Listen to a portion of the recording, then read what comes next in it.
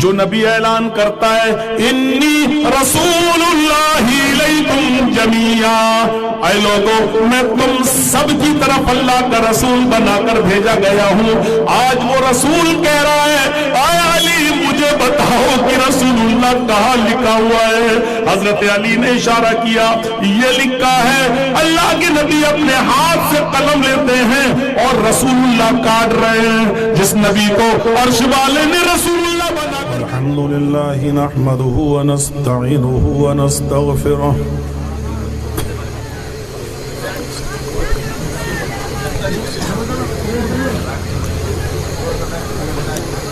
ونعوذ باللہ من شرور انفسنا ومن سیئات اعمالنا،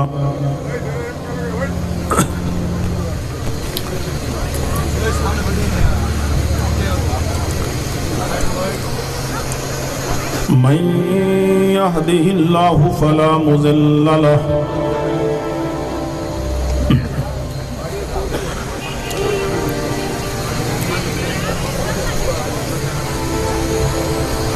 ومن يضلله فلا هادي له،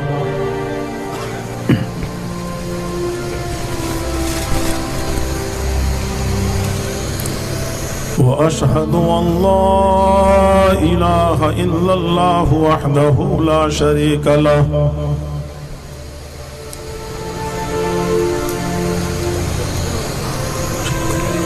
وأشهد أن محمدا عبده ورسوله،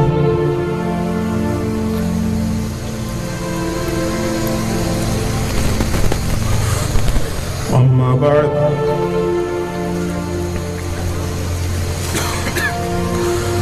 فإن خير الحديث كتاب الله،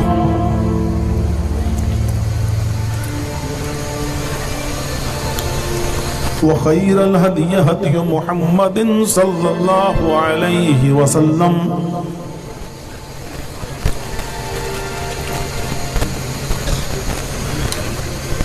وشر الأمور محدثاتها وكل محدثة بدعة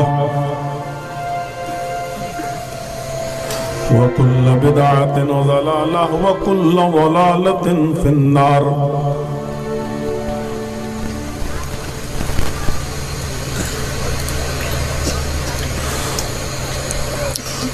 أعوذ بالله من الشيطان الرجيم،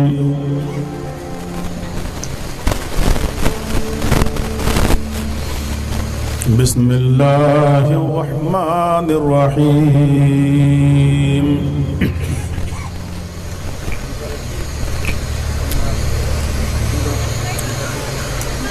وَإِذَا قِيلَ لَهُمْ لَا تُفْسِدُوا فِي الْأَرْضِ قَالُوا إِنَّمَا نَحْنُ مُصْلِحُونَ۔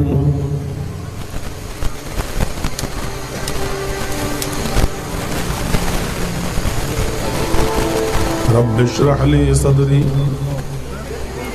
ويسر لي أمري واحلل عقدة من لساني يفقهوا قولي۔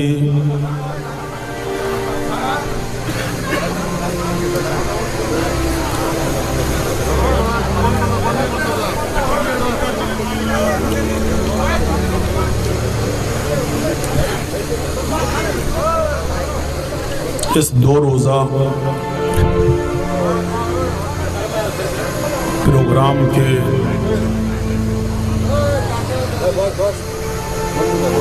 صدر پریزیڈنٹ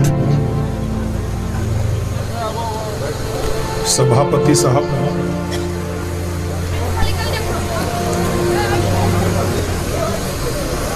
اور اسٹیج پر بیٹھے ہوئے باوقار و باعزت علماء کرام،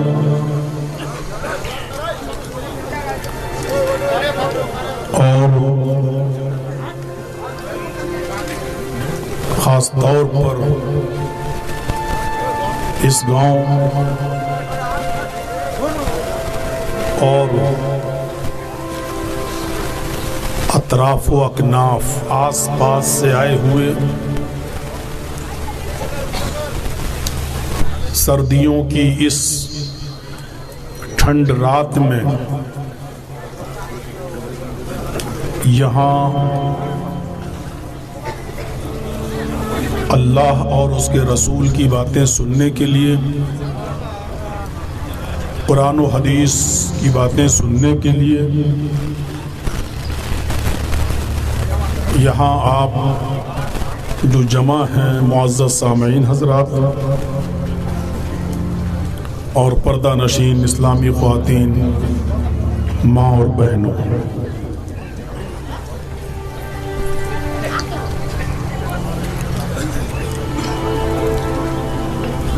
کچھ ضروری باتیں جو آج کے اس موجودہ حالات کے تناظر میں آپ کے سامنے اس امید کے ساتھ میں رکھنے کی کوشش کروں گا کہ ان حالات کو ہم اور آپ بہت غور سے سمجھیں، اور جتنا ہم سمجھیں اس سے زیادہ ہمیں اس وقت ہوشیار رہنے کی ضرورت بھی ہے۔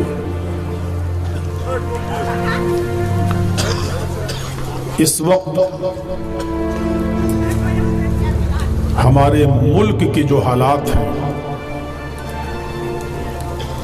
ہماری کنٹری کے جو حالات ہیں، وہ کسی سے چھپے ہوئے نہیں ہیں۔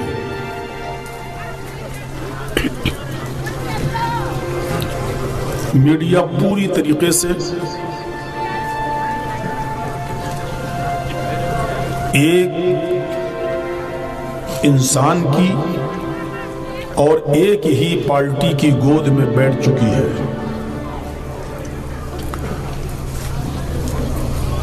آپ کی آواز وہاں تک نہیں پہنچے گی جہاں تک پہنچنی چاہیے۔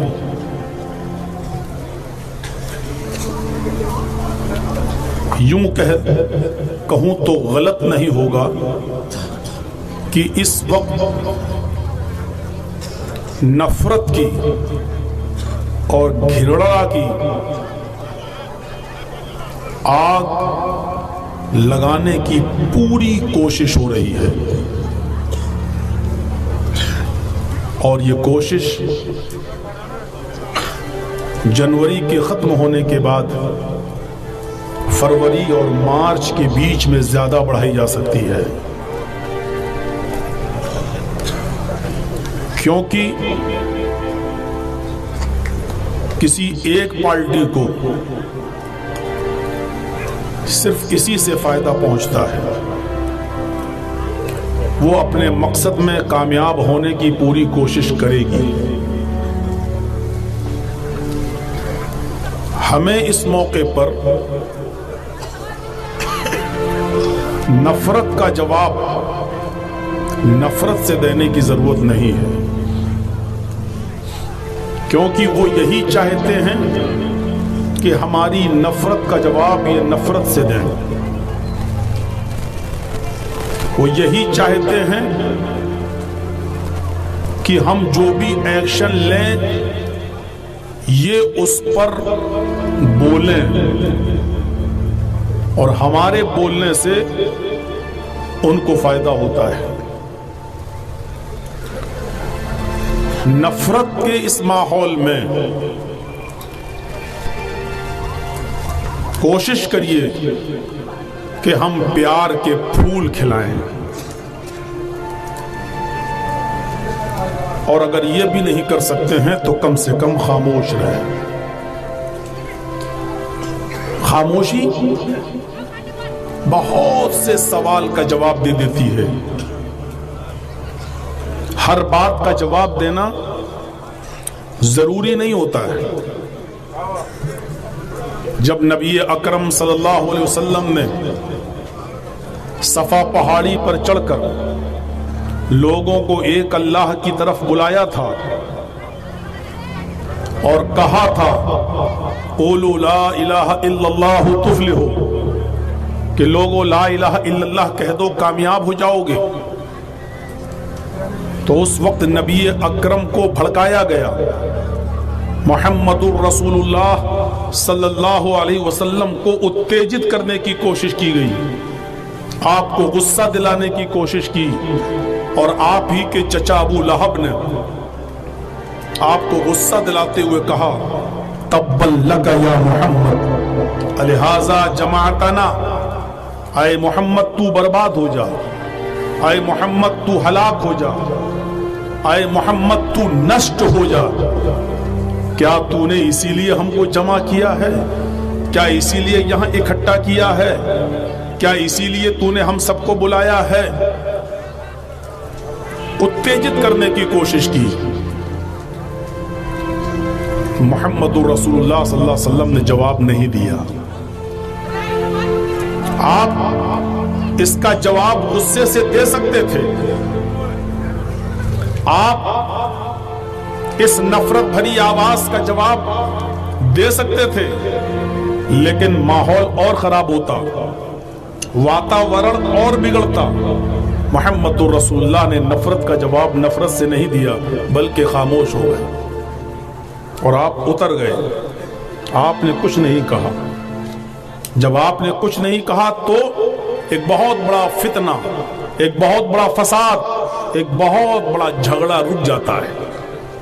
کوشش کیجئے ہم اپنے سماج کو جھگڑے سے اور فساد سے محفوظ رکھیں، سرکشت کر دیں. نفرت کا ماحول پیدا نہیں ہونا چاہیے. اور جب محمد الرسول اللہ نے جواب نہیں دیا تو اللہ نے جواب دیا. محمد الرسول اللہ کا دفاع اللہ نے کیا، اور اللہ نے کیا کہا؟ اے ابو لہب، میرے حبیب سے، میرے نبی سے تو کہتا ہے اے محمد تو برباد ہو جا، اے محمد تو مٹ جا، اے محمد تو نشٹ ہو جا. نہیں، اللہ نے کہا تبت یدا ابی لہب وتب، اے ابو لہب تیرے دونوں ہاتھ ٹوٹ جائیں، تیرے دونوں ہاتھ نشٹ ہو جائیں، وتب اور تو بھی برباد ہو جا، تو بھی نشٹ ہو جا. پتہ یہ چلا کہ فتنہ اور فساد سے اپنے سماج کو روکنے کے لیے خاموش ہو جانا اور اپنے گاؤں کو، محلے کو، سوسائٹی کو، سماج کو فتنہ اور فساد سے بچا لینا، یہ بہت بڑا کام ہے. اور جب کوئی جواب نہیں دیتا اس کا تو اللہ رب العالمین اس کا جواب دیتا، پھر اللہ کی مدد آتی. امن پیدا ہونا چاہیے، شانتی رہنی چاہیے. بہت کوشش کی جائے گی. ایسے ماحول میں اسلام ہمیں کیا دعوت دیتا ہے، اسلام کی تعلیم کیا ہے، اسلام کی شکشا کیا ہے. امن و امان اور شانتی کو بحال کرنے کے لیے اسلام نے کیا اصول بتائے ہیں. محمد الرسول اللہ صلی اللہ علیہ وسلم نبی کب بنے؟ 40 سال کی عمر میں. اب آپ سنیے، نبوت کب ملی؟ 40 سال کے بعد. لیکن 40 سال سے پہلے، نبوت ملنے سے پہلے ایک مرتبہ ایسا ہوا کہ مکہ میں بارش ہوئی، اور بارش کچھ زیادہ تیز ہوئی. اس بارش میں نالیوں کا پانی باہر آ گیا اور اس پانی نے سیلاب کی ایک شکل اختیار کر لی، اور اس سے حضرت ابراہیم علیہ السلام کا بنایا ہوا خانہ کعبہ ڈہ گیا. سمجھ رہے ہیں نا آپ لوگ؟ تو اردو اچھی طریقے سے سمجھتے ہیں اور اردو میں تقریریں بھی سنتے ہیں. میری ماں اور بہنوں سے ریکویسٹ ہے، اگر وہ اپنی ساڑھی اور اپنی چپل اور اپنی اوڑھنی اور اپنی شال اگر دکھا چکی ہیں اور اس کی قیمت بتا چکی ہیں تو اب تھوڑا سا خاموش ہو جائیں، اور وہ اچھے سے سنیں، اور نہیں سن پا رہی ہیں، سمجھ پا رہی ہیں تو وہ اپنے گھر چلی جائیں، لیکن جو سن رہے ہیں ان کو ڈسٹرب نہ کریں۔ مجھے معلوم ہے کہ آپ کی شال بہت خوبصورت ہے، مجھے معلوم ہے کہ آپ کے کپڑے بہت مہنگے ہیں، اس کی قیمت بتا چکی ہوں گی، آپ دکان بھی بتا چکی ہوں گی کہ کس دکان سے لی ہے، کہاں سے خریدی ہے۔ اگر ان چیزوں سے اگر آپ فری ہو گئی ہو تو تھوڑا سا سن لیجیے۔ تو میری گزارش ہے میری سسٹر سے، مدر سے، ماں بہنوں سے کہ تھوڑا سا خاموش ہو کر سن لیں۔ تو خانہ کعبہ میں، خانہ کعبہ پانی سے بہہ گیا، پورا ڈہ گیا۔ تو مکے کے لوگوں نے خانہ کعبہ کو دوبارہ بنا لیا، اینٹ لایا، کوئی گارا لایا، جو ایک آستھا تھی ہوتی ہے۔ ابھی کہیں مسجد بن رہی ہو تو ہماری بھی آستھا ہوگی کہ مسجد بن کر تیار ہو۔ سیلاب ختم ہوا، جب دھوپ نکلی، موسم ٹھیک ہوا تو مکے کے لوگوں نے خانہ کعبہ دوبارہ بنا لیا اور اثر نو اس کو دوبارہ تعمیر کر لیا۔ جب وہ بن کر تیار ہو گیا تو خانہ کعبہ میں حجر اسود بھی لگا ہوا ہے۔ جن لوگوں نے حج کیا ہے وہ جانتے ہیں، یا عمرہ کیا ہے وہ جانتے ہیں کہ حجر اسود سے ہی خانہ کعبہ کا طواف شروع ہوتا ہے، وہیں سے ہمیں جب چکر لگانا ہوتا ہے، اور جب پورا چکر ہوتا ہے تو وہیں حجر اسود کے پاس جب ہم آ جائیں گے تو ایک چکر مانا جائے گا، پھر وہیں سے دوسرا چکر شروع ہوتا ہے۔ تو حجر اسود پر سے چکر شروع ہوتا ہے اور حجر اسود پر ہی جا کر وہ پورا ہوتا ہے۔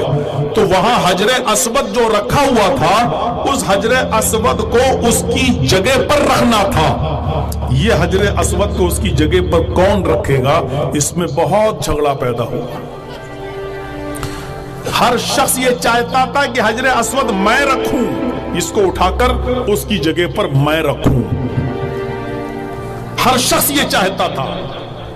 پھر یہ طے ہوا کہ نہیں، ہر آدمی کی یہ خواہش تو پوری نہیں کی جا سکتی ہے، تو یہ ہوا کہ پھر یہ شرف میرے خاندان کو اور میرے قبیلے کو حاصل ہو۔ آپ کے ادھر بھی قبیلہ چلتا ہے، خاندان، یہ فلاں قبیلے کا سردار ہے، یہ فلاں قبیلے کا سردار ہے، یہ الگ الگ ہوتا ہے نا۔ تو میرے بھائیوں، وہاں پھر یہ ہوا کہ نہیں، اس کو ہمارے قبیلے کا سردار یہ رکھے گا حجر اسود کو یہاں، دوسرا کہتا نہیں میرے قبیلے کا سردار رکھے گا، تیسرا کہتا نہیں میرے قبیلے کا سردار رکھے گا۔ بہت جھگڑا بڑھ گیا، طوفان کھڑا ہو گیا، تلواریں نکل آئیں، نہیں تم کیسے رکھ لو گے، یہ شرف تو ہمیں حاصل ہونا چاہیے، ہم رکھیں گے اٹھا کر، ہمارا قبیلہ کا سردار رکھے گا۔ تو ایک بزرگ نے فیصلہ کیا، وہاں ایک بزرگ نے فیصلہ کیا، اور وہ فیصلہ کیا تھا، ایسا کرو، لڑے گا کوئی نہیں جھگڑے گا، آج سب لوگ اپنے گھر چلے جاؤ، حجر اسود کو یہیں رہنے دو، کل صبح سویرے خانہ کعبہ میں جو سب سے پہلے تشریف لائے گا، صبح سب سے پہلے جو خانہ کعبہ میں تشریف لائے گا، اسی شخص کے ساتھ قبیلے کا سردار اس خانہ کعبہ کو اٹھا کر، حجر اسود کو اٹھا کر خانہ کعبہ میں رکھ دے گا۔ جھگڑا ختم کر دیا، ابھی سب جاؤ، کل صبح جو سب سے پہلے خانہ کعبہ میں آئے گا، وہ آدمی جس قبیلے کا ہوگا، اس قبیلے کے سردار کو حکم ہوگا، وہ اس حجر اسود کو اٹھا کر اپنی جگہ پر رکھ دے گا، جہاں پر یہ ہے۔ سمجھ میں آ رہی ہے نا بات؟ لوگوں نے کہا بہت اچھا، چلیے ٹھیک ہے، چلو کل صبح جو آئے گا اسی قوم کا، اسی قبیلے کا سردار اٹھا کر رکھ دے گا۔ اب لوگ رات بھر جاگتے رہے، صبح ہم جائیں گے سب سے پہلے، دوسرا قبیلہ بھی جاگتا رہا، سب سے پہلے ہم جائیں گے۔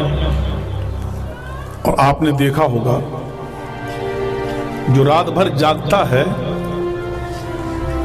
اس کو صبح کے موقع پر عین موقع پر نیند آ جاتی ہے کبھی کبھی، اور سویا تو سوتا رہ گیا۔ محمد ابن عبداللہ ابھی رسول اللہ نہیں ہے، رسول تو 40 سال کے بعد بنیں گے، ابھی نہیں بنے۔ آپ جلدی سو گئے اور صبح جلدی آنکھ کھل گئی محمد رسول اللہ کی، محمد ابن عبداللہ کی جلدی آنکھ کھل گئی۔ ایسا ہوتا ہے جو آدمی جلدی سوتا ہے وہ جلدی اٹھ جاتا ہے، جو آدمی پوری رات جاگ رہا ہے کہ نہیں میں جاؤں یہ شرف مجھے حاصل ہو، عین موقع پر وہ سو گئے۔ صبح سب سے پہلے محمد ابن عبداللہ خانہ کعبہ میں پہنچ جاتے ہیں۔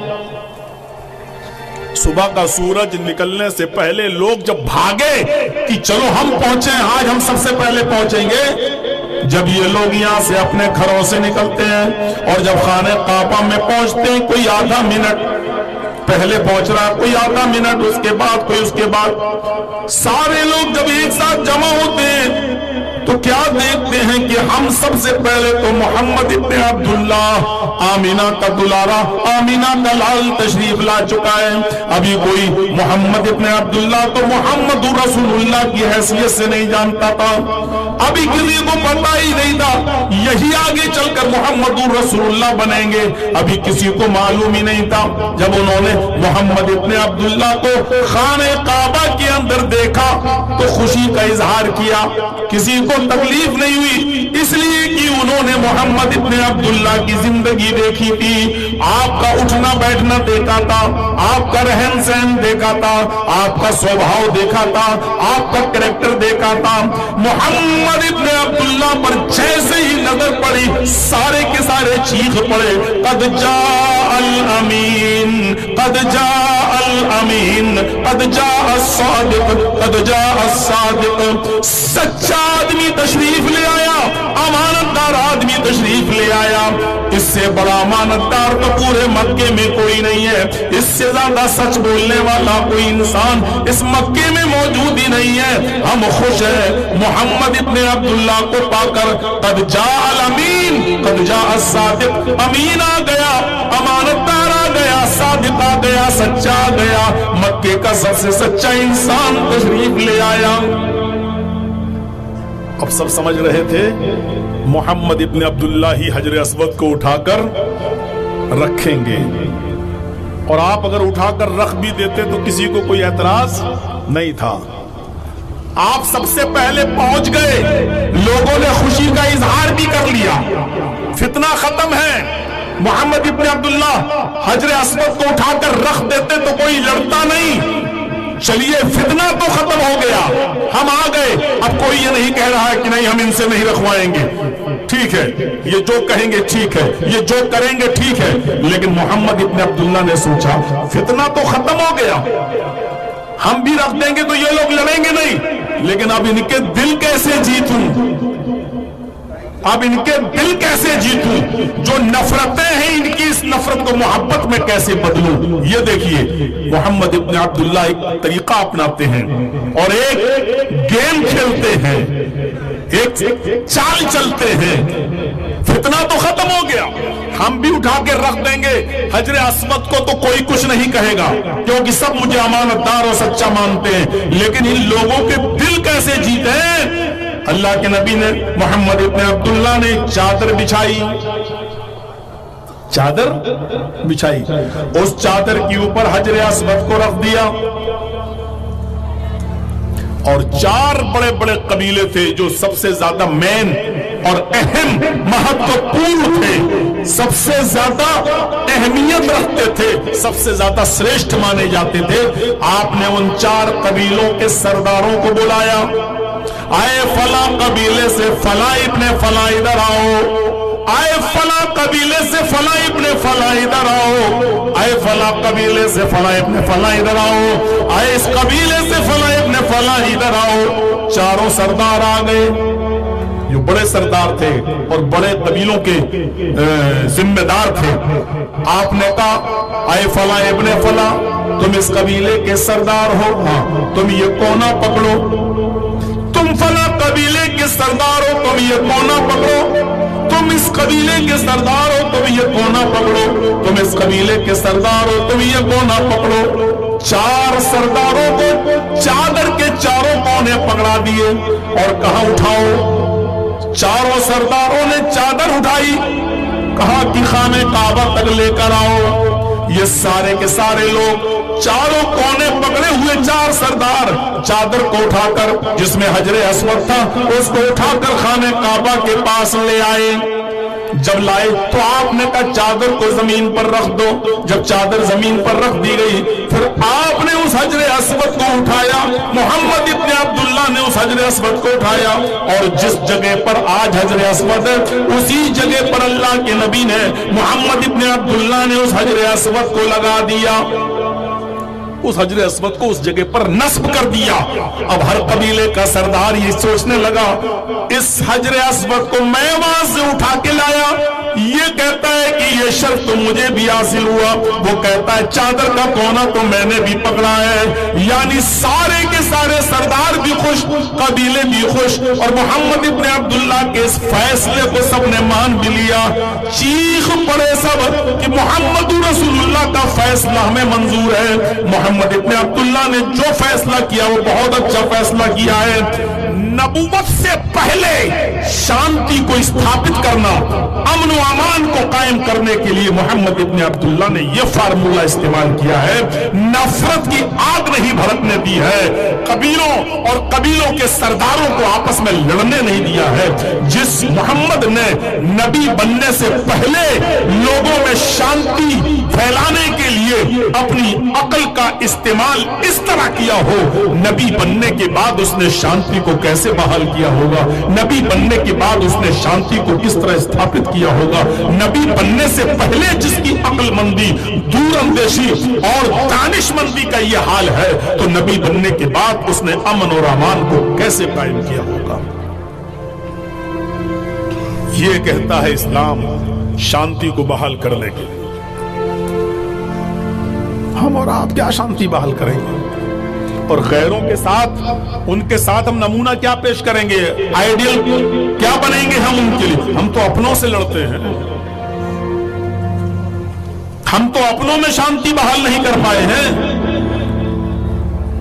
हमारे दिलों में खुद अपनों के खिलाफ घृणा और नफरतें हैं। वइज़ा क़ील लहुम ला तुफ़सिदू फिल अर्ज़ क़ालू इन्नमा नहनु मुस्लिहून। अल्लाह कहता है इस जमीन के ऊपर फसाद मत फैलाओ। फसाद तो मुनाफिक फैलाते हैं। मुनाफिक किसको कहते हैं? जिसके बारे में पता ही नहीं चले उसके अंदर क्या है। मुनाफिक की मिसाल कैसे बताऊं? मुनाफिक कैसे समझो? उठेगा तुम्हारे साथ, बैठेगा आपके साथ, खाएगा आपके साथ, रहेगा आपके साथ, चलेगा आपके साथ, कारोबार और बिजनेस करेगा आपके साथ, लेन देन करेगा आपके साथ, और छुरी भी भोगेगा तो आपके पेट में। यह है मुनाफिक की सही परिभाषा, यह है मुनाफिक का सही इंट्रोडक्शन। जिसके अंदर क्या छिपा है पता न चले। मुनाफिक की सही मिसाल दूं, और मुनाफिक की पहचान बताइए, वो क्या कहता है? अल्लाह जब उनसे कहता ला तुफ़सिदू फिल अर्ज़, जमीन में फसाद बर्पा मत करो, जमीन में तुम फितना मत फैलाओ, झगड़ा पैदा ना करो, जमीन में फसाद मत फैलाओ। क़ालू, तो ये मुनाफिक कहते हैं इन्नमा नहनु मुस्लिहून, हम तो इस्लाह कर रहे हैं, हम फसाद कहाँ बर्पा करते हैं, हम तो अच्छे लोग हैं, हम तो नेक लोग हैं, हम तो लोगों का भला चाहते हैं, हम कभी फसाद बर्पा नहीं करते। अल्लाह कह रहा होशियार रहना इनसे, बी केयरफुल, इनसे सावधान रहना। ये अपनी जबान से कह रहे हम तो फसाद नहीं फैलाते, हम तो इस्लाह करते हैं। इन्नमा अला इन्नहुम हुमुल मुफसिदून, नहीं, होशियार रहना। यही फसादी है, यही फसाद बर्पा करते हैं। इस रूए जमीन से चैन और सुकून और शांति को भंग करना चाहते हैं। वलाकिन ला यशऊरून, इनको पता नहीं कि ये क्या कर रहे हैं। सबसे बड़ा जुर्म इस धरती पर, इस जमीन पर अगर कुछ है तो फितना और फसाद फैलाना है। मेरे भाइयों, आप इस जमीन के ऊपर फसाद नहीं फैला सकते। फसाद फैलाने से मना किया है इस्लाम। मोहम्मद इब्ने अब्दुल्ला को देखो, अब रसूलुल्लाह बन चुके हैं। 13 साल मक्के में रहते हैं। मक्के के बाशिंदों ने मजबूर कर दिया, आपको रहने नहीं दिया। मोहम्मद इब्ने अब्दुल्ला मक्का छोड़कर 13 साल के बाद मदीना चले जाते हैं। अभी मदीना में रहते हैं। मदीना जाने के बाद मक्के में उम्रा करने के लिए आना चाह रहे हैं। आप अपने चंद सहाबा के साथ, अपने चंद साथियों के साथ मदीने से मक्का तशरीफ ला रहे हैं। इधर पता चलता है मक्के के काफिरों ने ऐलान कर दिया मोहम्मद इब्ने अब्दुल्ला को और उनके साथियों को मक्के में घुसने नहीं दिया जाएगा, मक्के में आने नहीं दिया जाएगा। मोहम्मद इब्ने अब्दुल्ला को और उनके साथियों को मक्के से दरवाजे पर खड़ा कर दो। लोगों को, शातिरों को, बदमाशों को, जो मोहम्मद को और उनके साथियों को मक्के में एंट्री न करने दें। फसाद फैलाना चाहते थे काफिर लोग। जब ये लश्कर मोहम्मदुर रसूलुल्लाह के साथ मक्के से कोई 7 मील की दूरी पर, 7 मील्स की दूरी पर, 7 माइल्स की दूरी पर हुदैबिया के मकाम पर पहुंचता है और ये खबर मिलती है कि मक्के में हमारी एंट्री नहीं है। लोग तलवारें लेकर बाहर खड़े हैं और वो हमें और हमारे साथियों को मारना चाहते हैं। तो आपने एक कासिद भेजा, आपने एक दूत भेजा, आपने एक एलची भेजा, आपने एक पैगाम पर को भेजा कि आओ और बातचीत कर लो। बातचीत के जरिए मामले हल कर लेना चाहिए। बातचीत के जरिए बड़े बड़े मसले हल हो जाते हैं। आपने भी किसी कासिद को भेजा, एलची को भेजा, कहा जाओ और काफिरों को दावत दो, हम हुदैबिया के मकाम पर हैं, आओ और हमसे बातचीत कर लो। बातचीत के जरिए अगर रास्ता निकलता है तो ठीक, वरना हम लड़ने नहीं आए, झगड़ा करने नहीं आए। काफिरों ने इस बात को मान लिया, कहा ठीक है चलो बातचीत करने में क्या बुराई है, बातचीत करने में क्या बुराई है। कुछ लोग मक्के से हुदैबिया के मकाम पर आए। उन लोगों का सरदार सुहैल था।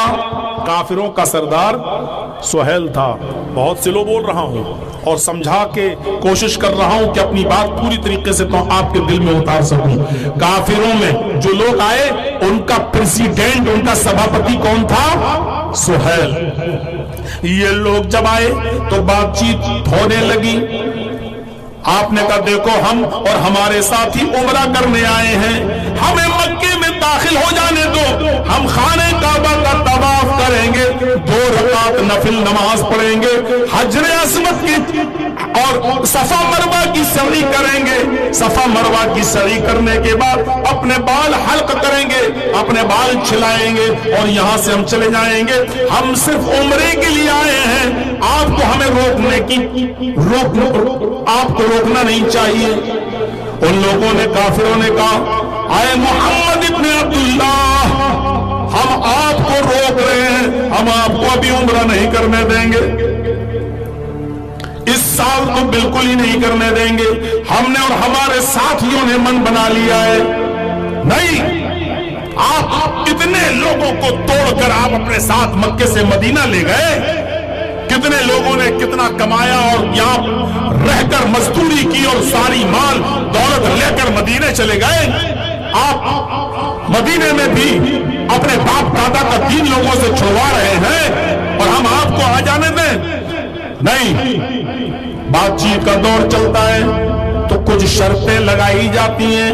उन शर्तों को मोहम्मद रसूलुल्लाह मान रहे हैं सिर्फ इसलिए लिए कि फसाद ना फैले, झगड़ा ना फैले, आपस में लड़ाइयां न हो, दंगे न हो, तलवारें न चले, एक दूसरा का मर्डर न करे। आपने फितना और फसाद रोकने के लिए उस मौके पर काफिरों की नाजायज शर्तें भी मानी। अब सुनिए वो शर्तें क्या थी जिन पर समझौता होता है, जिन पर कंप्रोमाइज होता है, और उस समझौते पर मोहम्मद रसूलुल्लाह खुद सिग्नेचर करते हैं, आप खुद उसके ऊपर हस्ताक्षर करते हैं, आप खुद लिखते हैं कि मुझे ये शर्तें मंजूर हैं। वो नाजायज शर्तें क्या थी जरा सुनिए मेरे भाइयों। आए मोहम्मद, पहली शर्त देखिए, आए मोहम्मद, इस साल हम आपको उमरा नहीं करने देंगे, आप भी जाइए और आपके साथ जितने लोग आए हैं मदीने से, ये सब मदीने वापस जाएं। 400 किलोमीटर, और वो भी ट्रेन का सफर नहीं था कि जर्जी साहब की तरह बैठे लखनऊ से शाम को और सुबह आपके यहां आ गए। घोड़ों का सफर, ऊंट का सफर, वो भी 400 किलोमीटर का सफर, मदीने से चलकर मक्के की तरफ आना, और मक्का आ चुका, 7 मील दूर रह गया बस। और शर्त पहली, इस मर्तबा हम आपको उमरा नहीं करने देंगे, आप भी जाइए और आपके साथ जितने लोग आए सब वापस जाओ। आपने कहा ठीक है, अगर तुम यही चाहते हो तो मुझे तुम्हारी ये शर्त मंजूर है। लिख लिया गया। सुहैल ने, काफिरों के प्रेसिडेंट ने कहा, मेरी दूसरी शर्त ये है, क्या है कि अगली साल, नेक्स्ट ईयर आप आ सकते हो, आपके साथ जितने लोग आना चाहें आ सकते हैं, लेकिन इस साल नहीं, नेक्स्ट ईयर, अगली साल आप आएंगे, लेकिन आपको मक्के में 3 दिन से ज्यादा नहीं रहने दिया जाएगा। मेरे माँ बाप की जमीन है आज भी मक्के में मौजूद, और हम ही से कहा जा रहा है कि तुम्हें मक्के में नहीं रहने दिया जाएगा। हमारे रिश्तेदार आज भी मक्के में मौजूद, लेकिन हमसे कहा जा रहा है कि आपको 3 दिन से ज्यादा नहीं रहने दिया जाएगा।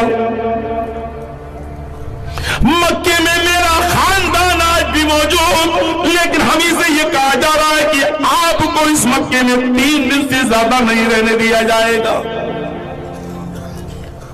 बिल्कुल वही हालात,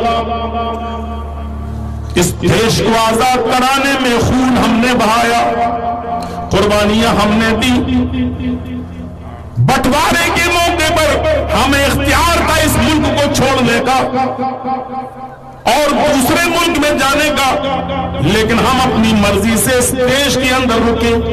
लेकिन जिन्होंने तख्तों पर लटक कर फांसी के फंदों को चूम कर अपनी जानें दी हैं, 1-1 लाख, 1.5, 2-2 लाख उलमा ने फांसी के तख्तों को चूम लिया और फांसी के फंदों को चूमते चूमते अपनी जानें दे दी, लेकिन अंग्रेजों की गुलामी को उन्होंने तस्लीम नहीं किया।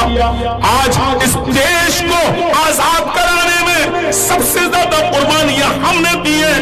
मेरे भाइयों, 95,000 लोगों में 65,000 लोग सिर्फ मुसलमान जिनके नाम आज भी इंडिया गेट के दरवाजे पर लगे हुए हैं। आज भी दिल्ली के इंडिया गेट पर देखा जा सकता है 95,000 में से सिर्फ 65,000 सिर्फ मुसलमानों के नाम। गौर कीजिए, जिन्होंने इस देश की आजादी में बढ़ चढ़ कर हिस्सा लिया है, और आज हम ही से कहा जा रहा है, आज इस देश में के रहने वाले हो या नहीं, तुम्हें प्रूफ देना पड़ेगा, तुम्हें सबूत दिखाना पड़ेगा, तुम्हें अपने आबाओ अजदाद, अपने बाप दादाओं का जन्म दिखलाना पड़ेगा। किसी की बीवी पाकिस्तान की तो नहीं थी, बांग्लादेश की तो नहीं थी, इंडोनेशिया की तो नहीं थी, आज हम ही से कहा जा रहा है कि आपको सबूत दिखाना पड़ेगा। कंडीशन 3 दिन से ज्यादा आपको और आपके साथियों को नहीं रहने दिया जाएगा। आपने कहा ठीक है, चलो मुझे तुम्हारी ये शर्त भी मंजूर है। देखिए शांति के लिए आप कितना दब रहे हैं। انہوں نے کہا اے محمد میری تیسری شرط یہ ہے آپ اور آپ کے صحابہ تلواریں لے کر تو آئیں گے لیکن تلواریں میان میں رکھی ہوئی ہوں گی، کھلی ہوئی تلوار لے کر نہیں گھوم سکتے ہو، اور مکے میں ہمارے آدمی کھلی ہوئی تلوار لے کر گھومیں گے۔ آپ نے کہا مجھے تمہاری یہ شرط بھی منظور ہے۔ چوتھی شرط یہ ہے، اور شرط ہے کہاں ابھی بات ختم کہاں ہوئی؟ کا چوتھی شرط یہ ہے کہ اگر مکے سے میرا کوئی آدمی آپ کے پاس بھاگ کر مدینہ چلا جائے اور آپ کے پاس پہنچ جائے، اسلام لے آئے اور آپ کے ساتھ رہنا چاہے تو آپ اس کو اپنے پاس نہیں روک سکتے ہو۔ اگر آج کے بعد مکے سے کوئی بھی آدمی مدینہ جائے گا تو آپ کو میرا آدمی واپس کرنا ہوگا، میرا آدمی ریٹرن کرنا ہوگا، میرا آدمی لوٹانا ہوگا۔ لیکن مدینے سے اگر آپ کا کوئی آدمی ہمارے پاس مکے میں آ جائے گا تو ہم واپس نہیں کریں گے، ہم واپس نہیں کریں گے، ہم اس کو نہیں لوٹائیں گے۔ محمد ابن عبداللہ کہتے ہیں مجھے تمہاری یہ شرط بھی منظور ہے۔ دیکھ رہے ہیں کوئی شرطوں کا تال میل ہے؟ اس سال نہیں کرنے دیا جائے گا، ٹھیک ہے، اگلی سال آ سکتے ہو، ٹھیک ہے، 3 دن سے زیادہ نہیں رہنے دیا جائے گا، ٹھیک ہے، تلوار لاؤ گے لیکن میان میں رہے گی، کھلی ہوئی تلوار لے کر نہیں گھوم سکتے ہو، ٹھیک ہے، لیکن میرے آدمی کھلی ہوئی تلوار لے کر گھومیں گے۔ کہا ٹھیک ہے،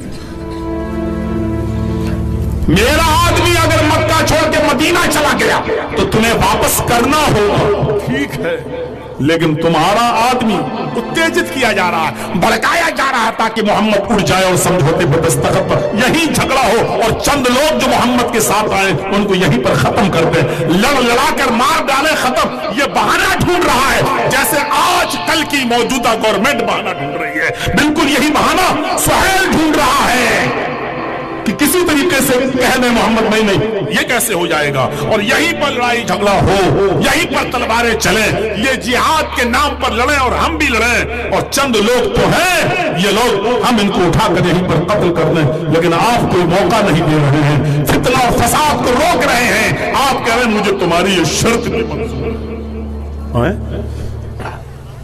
اب وہ سوچ رہا ہے یا اللہ یہ کیا معاملہ ہے، اس کو یہ بھی منظور، چلو ٹھیک، میرا آدمی آئے گا تو واپس کرو گے، تمہارا آدمی آئے گا تو میں واپس نہیں کروں گا، ٹھیک ہے، مجھے تمہاری یہ شرط منظور ہے۔ اب سگنیچر ہو رہے ہیں، لکھ دیا محمد رسول اللہ کو یہ شرطیں منظور ہیں۔ سہیل سے کہا لو سگنیچر کر دو۔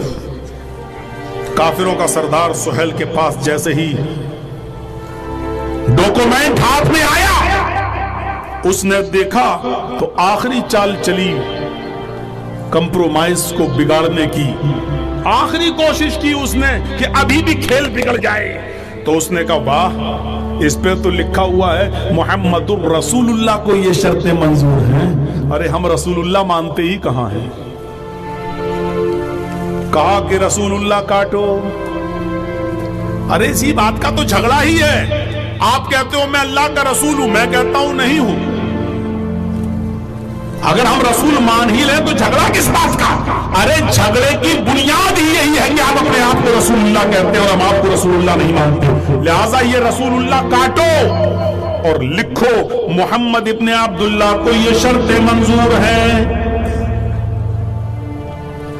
اللہ کے نبی صلی اللہ علیہ وسلم نے اس کاغذ کو لیا اور حضرت علی سے کہا اے علی رسول اللہ کاٹ دو۔ اللہ کے نبی کس سے کہہ رہے ہیں؟ علی سے، اے علی رسول اللہ کاٹ دو، اور رسول اللہ کی جگہ ابن عبداللہ لکھ دو۔ محمد تو لکھا ہی ہوا ہے، رسول اللہ یہ ہمیں مانتے نہیں ہیں، ابن عبداللہ عبداللہ کا بیٹا سن آف عبداللہ مانتے ہیں، لہذا لکھ دو محمد ابن عبداللہ کو یہ شرط منظور ہے۔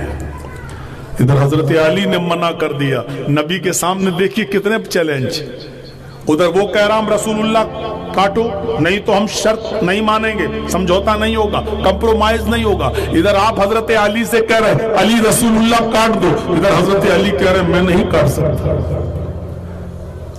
سوچو کتنے چیلنج. حضرت علی نے کہا میں نہیں کاٹوں گا.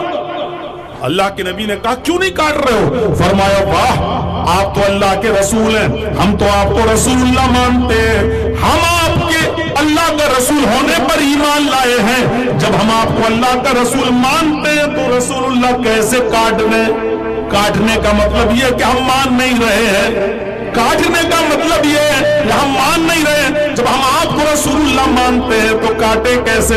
اے اللہ کے نبی میرے ہاتھ میں اتنی طاقت نہیں ہے کہ میں رسول اللہ کاٹ سکوں. اللہ نے آپ کو رسول اللہ بنایا ہے, اللہ نے آپ کو پیغمبر بنایا ہے, اللہ نے آپ کو رسول اللہ بنا کر بھیجا ہے, تو پھر ہماری کیا مجال کہ میں رسول اللہ کاٹ لوں. اے اللہ کے نبی میرے اندر اتنا بڑا کلیجہ نہیں ہے کہ میں رسول اللہ کاٹ سکوں.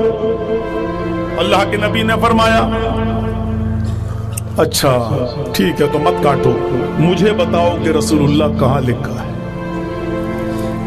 جو نبی اعلان کرتا ہے انی رسول اللہ الیکم جمیعا, اے لوگوں میں تم سب کی طرف اللہ کا رسول بنا کر بھیجا گیا ہوں. آج وہ رسول کہہ رہا ہے اے علی مجھے بتاؤ کہ رسول اللہ کہاں لکھا ہوا ہے.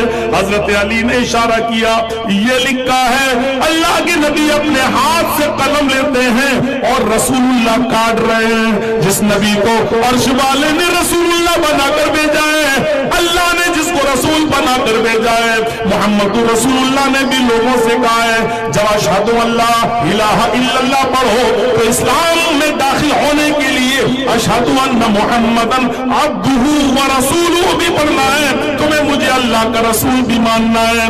لیکن آج یہ لوگ رسول اللہ کٹوا رہے ہیں. اگر نہ کاٹوں, اگر اس کو میں نہ مٹاؤں تو یہ لڑائی کے لیے تیار ہے, جھگڑا کرنے کے لیے تیار ہے, فتنہ پھیلانے کے لیے تیار ہے.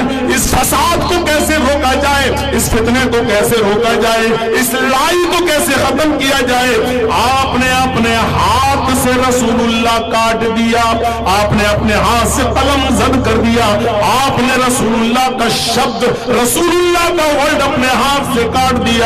اللہ کی قسم جب رسول اللہ کا لفظ خود اللہ کے رسول کاٹ رہے ہوں گے, حضرت علی کے اوپر کیا گزر رہی ہوگی, حضرت ابو بکر صدیق کیسے رو رہے ہوں گے, اور حضرت عمر فاروق کا ہاتھ تو تلوار کے دستے پر مچل رہا ہوگا کہ ابھی اس سہیل کی میں گردن اڑا دوں جو ہمارے نبی سے لفظ رسول اللہ کٹوا رہا ہے. غور کرو میرے ساتھیوں, لیکن یہ تمام کی تمام صحابہ ماننے پر مجبور ہے, اس لیے کہ ہم نے رسول اللہ کو مانا ہے.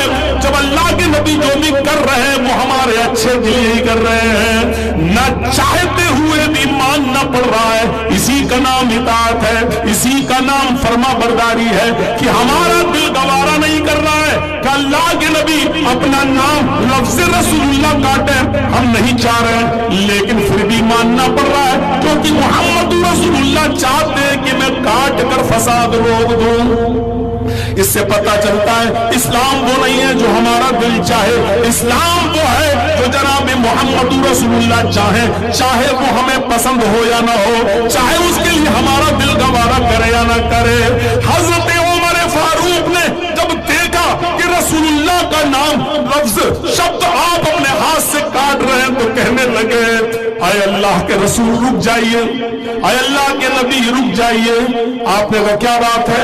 فرمایا اے اللہ کے نبی رسول اللہ کاٹنے سے پہلے میرے ایک سوال کا جواب دے دیجئے, میرے کوئسچن کا آنسر دے دیجئے. فرمایا کیا بات ہے؟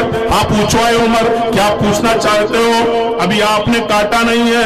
حضرت عمر نے کہا اللہ کے نبی مجھے اتنا بتا دو, السنا علی الحق وہم علی الباطل, اے اللہ کے نبی کیا ہم حق پر نہیں ہیں؟ السنا علی الحق, کیا ہم حق پر نہیں ہیں؟ کیا ہم سچے نہیں ہیں؟ کیا آپ اللہ کے رسول نہیں ہیں؟ کیا آپ کو اللہ نے رسول اللہ بنا کر نہیں بھیجا ہے؟ کیا قرآن حق نہیں ہے؟ کیا اسلام سچا نہیں ہے؟ کیا آپ اللہ کے نبی نہیں ہیں؟ کیا ہم حق پر نہیں ہیں؟ کیا ہم سچے راستے پر نہیں ہیں؟ آپ نے فرمایا قال بلا، ہاں کیوں نہیں، ہم حق پر ہیں۔ فرمایا اے اللہ کے نبی وہم علی الباطل، کیا وہ غلط نہیں ہے جو آج ناجائز شرطیں منوا رہے ہیں؟ کیا وہ غلطی پر نہیں ہے؟ آپ نے فرمایا بلا، ہاں کیوں نہیں، وہ غلطی پر ہے۔ فرمایا اے اللہ کے نبی اگر ابھی آپ مجھے حکم دے دیں اور میں ان سے لڑنے لگوں، جہاد کروں، تلواریں نکال لوں، کیا اے اللہ کے نبی اگر میں ان کو مار دوں، میں اپنی تلواروں سے ان کو قتل کر دوں، ان کا خون بہا دوں، تو کیا یہ کافر جہنم میں نہیں جائیں گے؟ قتلاہم فی النار، کیا یہ کافر جہنم میں نہیں جائیں گے؟ آپ کہہ رہے بلا۔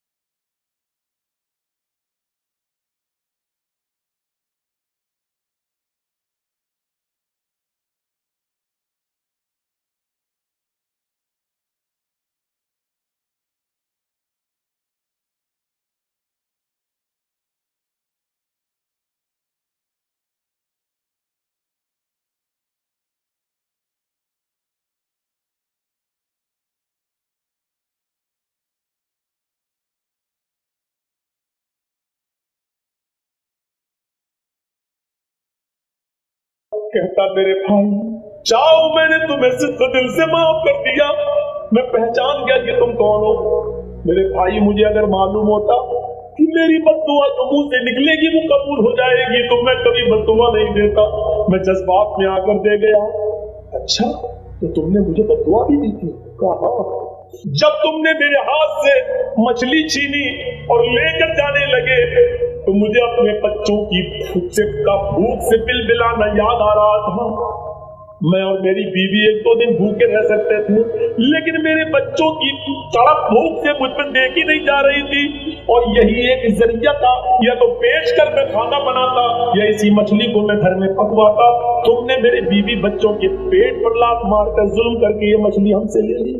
جب تک تم میری آنکھوں کے سامنے جاتے رہے مجھے امید ہوتی گئی کہ اب دے جائے، اب دے جائے، اب پلٹ جائے، لیکن جب تم میری آنکھوں کے سامنے سے اوجھل ہو گئے تو میں نے آسمان پہ نظریں ڈالی اور فرمایا الہ العالمین تو اس آدمی کو دنیا میں ایسی سزا دے جو اس کے لیے نشان عبرت بن جائے، جس نے میری بیوی اور میرے بچوں کے پیٹ پر لات ماری، مجھ سے میرا رزق چھینا، آئے اللہ اس کو دنیا میں ایسی سزا دے جو لوگوں کے لیے نشان عبرت بن جائے۔ سچ کہا تھا اللہ کے نبی نے اتق دعوت المظلوم، مظلوم کی بد دعا سے بچو، مظلوم کی بد دعا سے بچو، اس لیے کہ مظلوم جب بد دعا دیتا ہے تو اس کے اور اللہ کے درمیان کوئی پردہ نہیں ہوتا ہے۔ مظلوم کی بد دعا ڈائریکٹ اللہ کے عرش تک جاتی ہے، ساتواں آسمان کے فرشتے اس کو دروازہ دے دیتے ہیں، راستہ دے دیتے ہیں، دروازہ کھول دیتے ہیں۔ مظلوم کی بد دعا ڈائریکٹ اللہ کے عرش سے ٹکراتی ہے۔ اللہ کہتا ہے میرے بندے میں تیری نہیں سنوں گا تو پھر اور کون سنے گا؟ تیرے لیے سارے لوگوں نے دروازے بند کر دیے ہیں لیکن میں نے تیرے لیے اپنا دروازہ کھول رکھا ہے۔ پھر اللہ اور ظالم کے بیچ میں پھر کوئی نہیں رہتا، پھر اللہ اس ظالم کو اس دنیا ہی میں ایسی سزا دیتا ہے جو اس کے لیے مقام عبرت اور نشان عبرت بن جاتی ہے۔ اگر مجھے معلوم ہوتا تو میں تجھے بد دعا نہیں دیتا، جہاں میں نے تجھے معاف کر دیا۔ میرے بھائیو، جب اس کو معاف کیا گیا اس کے بعد اس کا بازو کے بعد پھر اس کا اور حصہ نہیں کاٹا گیا، وہ آدمی صحیح ہوا۔ وہ اپنے ہاتھ کو لے کر گھومتا تھا اور بازار بازار میں جا جا کر کہتا تھا لوگوں ظلم نہ کرو، لوگوں مظلوم کی بد دعا سے بچو۔ یہ مظلوم کی بد دعا کا نتیجہ ہے جو آج میرا ہاتھ کاٹا گیا ہے، یہ مظلوم کی آہ کا نتیجہ ہے جو میرا ہاتھ کاٹا گیا ہے۔ یا ایھا الذین آمنوا لا تاکلوا اموالکم بینکم بالباطل، ایمانوں والو تم ایک دوسرے کا مال ناجائز طریقے سے نہ کھاؤ۔ یہ ساری قسمیں ناجائز طریقے سے کھاؤ۔ تیسری چیز اللہ کے نبی نے بتائی وَرِبَ الْجَاهِلِيَّةِ موضوع، میں نے جاہلیت کے سود کو، بیاج کو میں نے اپنے پیروں سے روند دیا۔ قرآن سود کے بارے میں کیا کہتا ہے؟ یا ایھا الذین آمنوا لا تأکلوا الربا اضعافا مضاعفة، ایمانوں والو تم سود کو دگنا چوگنا کر کے مت کھاؤ۔ ہم نے 1 لاکھ روپے تمہیں دیا، لاؤ 1 سال کے بعد تمہیں 2 لاکھ دے دینا یا 1.5 لاکھ ہے، نہیں دے پائے 2 سال سے 3 سال ہو گئے تو 1 لاکھ تھا میرا، آپ نے دوسرے سال نہیں دیا، تیسرے سال میں 3 لاکھ ہو گیا، چوتھے سال میں 4 لاکھ ہو گیا، 1 کا 2 ہو گیا، 2 کا 4 ہو گیا، 4 کا 6 ہو گیا۔ اللہ نے اسی کو منع کیا ہے اے ایمان والو تم سود کو دگنا اور چوگنا کر کے مت کھاؤ۔ اور پھر اسلام نے سود کے بارے میں اتنی بندشیں باندھ دی ہیں کہ اللہ کے نبی صلی اللہ علیہ وسلم نے فرمایا، ابن ماجہ کے الفاظ ہیں، حضرت ابو ہریرہ اس حدیث کے راوی ہیں، اللہ کے نبی فرماتے ہیں الربا 70 حوبا ایسرها ان ينكح الرجل امه۔ اللہ کے نبی صلی اللہ علیہ وسلم فرماتے ہیں کہ سود کے 70 درجے ہیں اور ربا 70 حوبا، سود کے بیاج کے 70 درجے ہیں۔ سب سے ہلکا درجہ اور آسان درجہ کیا بتایا؟ ایسرها ان ينكح الرجل امه، سب سے ہلکا 70 درجوں میں سب سے ہلکا درجہ یہ ہے کہ ایک مرد اپنی ماں کے ساتھ نکاح کرتا ہے۔ کیا کوئی مرد اپنی ماں کے ساتھ نکاح کر سکتا ہے؟ بتانے کا